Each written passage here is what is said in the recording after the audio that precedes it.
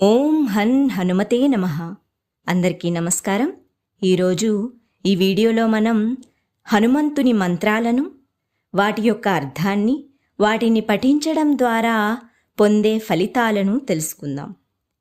ముందుగా అతులిత బలధామం హేమశైలాభదేహం ధనుజ వనకృశానుం జ్ఞాని నామగ్రగణ్యం సకల గుణనిధానం వానరాణామధీశం రఘుపతి ప్రియభక్తం వాతాత్మజం నమామి.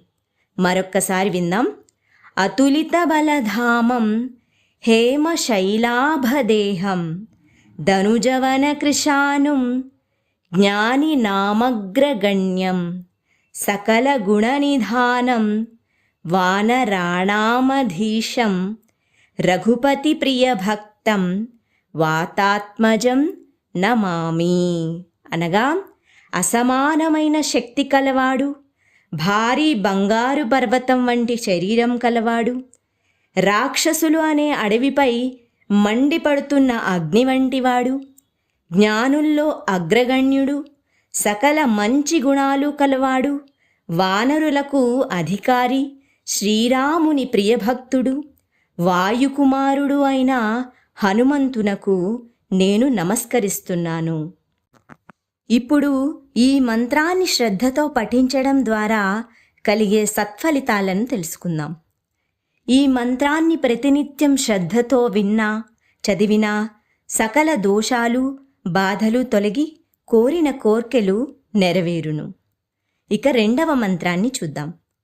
అంజనీ గర్భ సంభూత కపీంద్ర సచివోత్తం రామప్రియ నమస్తుభ్యం హనుమాన్ రక్ష సర్వదా. మరొక్కసారి విందాం.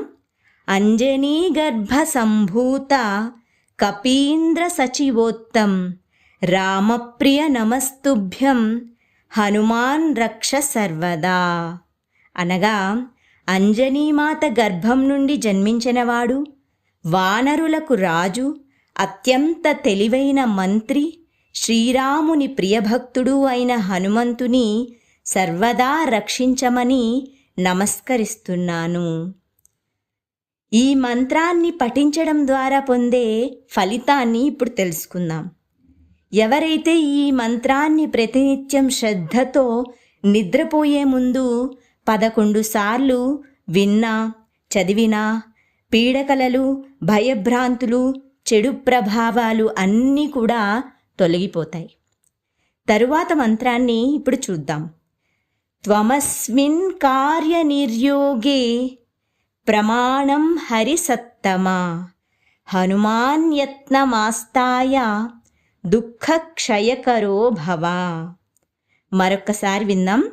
త్వమస్మిన్ కార్యనిర్యోగే ప్రమాణం హరిసత్తమా హనుమాన్యత్నమాస్థాయ దుఃఖక్షయకరో భవ.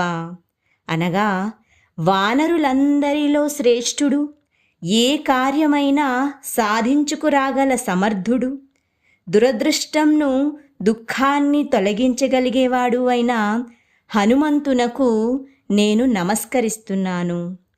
ఈ మంత్రాన్ని ప్రతినిత్యం శ్రద్ధతో విన్నా, చదివినా కార్యసాధనలో ఉన్న అడ్డంకులు తొలగి విజయం మరియు సుఖశాంతులు కలుగును. ఓం హన్ హనుమతే నమః.